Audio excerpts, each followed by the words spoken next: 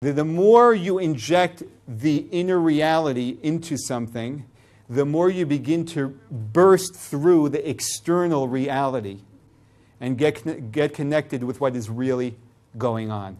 And there's a fear there. I mean, I was scared, there's a fear. There's a fear. But at the end of the day, the more you push, the more you get that inner energy in, the more you're going to be able to burst through the external images and get in touch with the true and the deeper reality.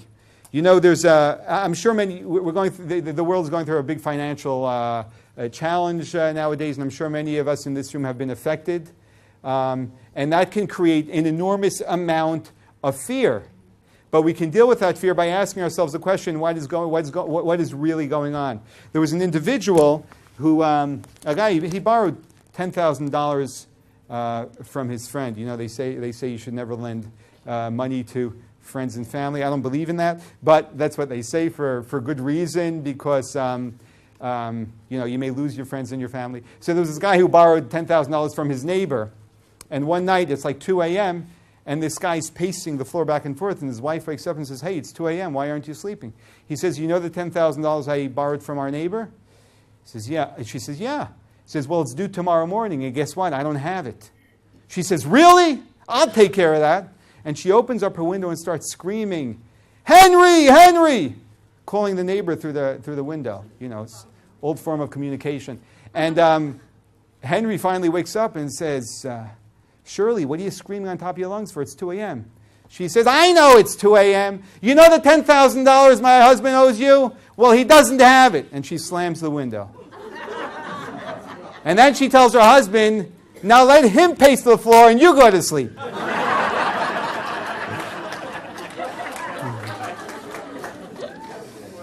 So you see, there's always another approach.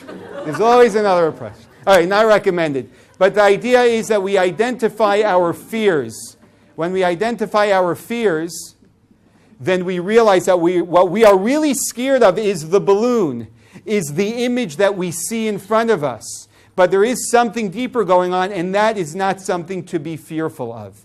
And when we connect with that once again, we can begin to trust that there's something deeper going on, and therefore we don't have to be instilled with fear.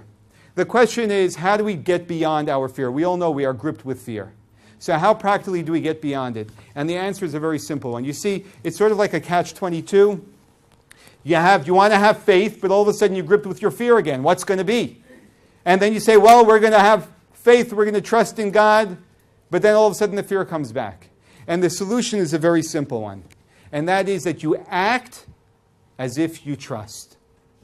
You act as if you trust. That means you do the action of trusting, even though your heart is still filled with trepidation.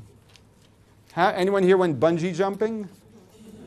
And how did you feel before you jumped? Terrified. But you did it.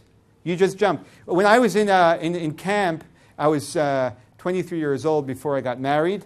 Maybe it wasn't so wise for me to do just before I got married, but my wife didn't know what I was doing. And they had this obstacle course in camp. And what you did is you would put on a harness, connected to a guy on the ground with a harness, and you would climb up maybe 2 or 3 stories onto a tree, these little planks of wood knocked into a tree, and then you stand on this tiny 2x2 platform. Now, I'm not an upside-down roller coaster type of guy. It's the wrong guy. So we're all standing there with all of the campers, and for some reason, the director, just saw it on my face. And he says, "And you're going first." And he latches me, and I climb up, because what am I going to do? I climb up, I'm standing on this 2x2, absolutely terrified. I will never forget this. I was absolutely terrified. My hands were freezing. I was sweating. I was really, really scared. But what am I going to do? So I just, he said, we're going to count to 3, and then you jump. So a little bit of discipline I have. So he counts 1, 2, 3, and I jump and screamed on top of my lungs, "Ah!" And there I was, hanging in midair a second later, caught by the guy on the bottom, and you get hanging, and then they lower you down. It was the most liberating experience I ever had. And I'm sure when you did the bungee jumping, it was very liberating. I'm not suggesting bungee jumping, but I am suggesting that when we trust, even though we're full of fear, you will begin to experience a liberation that you never had before, and you're going to experience within yourself capabilities that you never knew could exist. And even though you swore that you absolutely cannot do this, and in the world of our reality this cannot be achieved, you will discover that you can achieve things that you never before realized that you can achieve. You know, in relationships, when there is a spouse that violates the relationship very, very seriously, in the ugliest way possible, and they try and save the marriage, you know, it's extremely difficult for the one who is violated. Because how do you build up trust again? I mean, especially when they do something which is a violation on all levels of the relationship. How do you build up trust again? Really, you can't. You can't. But you can. It's extremely difficult, very hard. The probably success rate isn't very high. You can't in reality, but in the deeper reality you can if you have the right set of circumstances and people to encourage you and bring it out with you. And there's only one way. For the spouse who is violated to trust the violator even though they cannot be trusted.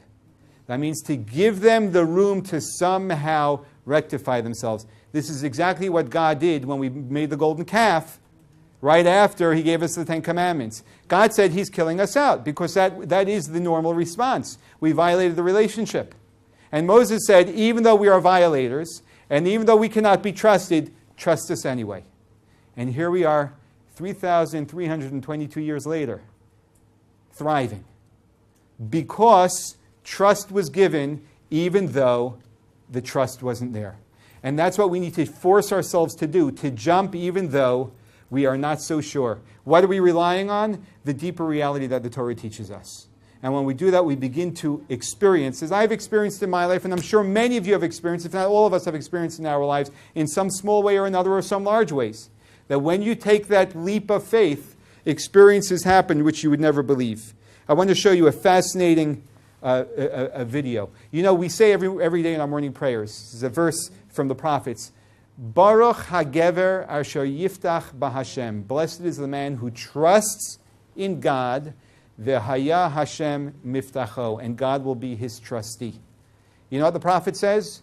Trust in God, and then God will be your trustee. It doesn't say God is your trustee, so you should trust in Him. It says you have to show trust. When you show trust, God will be there to catch you. God will be there to catch you. And that's why I entitled this lesson, The Courage to Trust.